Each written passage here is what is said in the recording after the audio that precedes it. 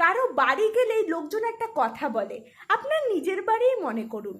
না না না না, এই ভুলটা করবেন না, কারণ আপনার এই কথাটা আমি বেদবাক্য হিসেবে নেব। জীবনে কোনো টিচারের কথা এত সিরিয়াসলি নিইনি, আপনার এই কথাটা আমি যত সিরিয়াসলি নেব।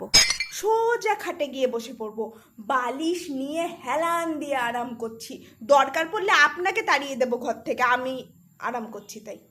আপনি বলবেন চা খাবে, আমি বলবো শুধু চা কেন, সিঙ্গারা জিলেপি বিস্কুট যা যা আছে সব নিয়ে আসুন। তারপর বলবো 4টে সিঙ্গারা দিন উইথ চাটনি।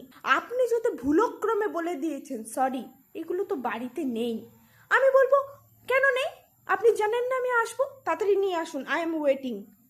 তাই আমি আপনাকে বলছি নিজের বিপদ ডেকে আনবেন না। যদি আমি আপনার বাড়ি যাই শুধু বলবেন বসুন, নিজের বাড়িই মনে করুন, এটা বলার কোনো দরকার নেই।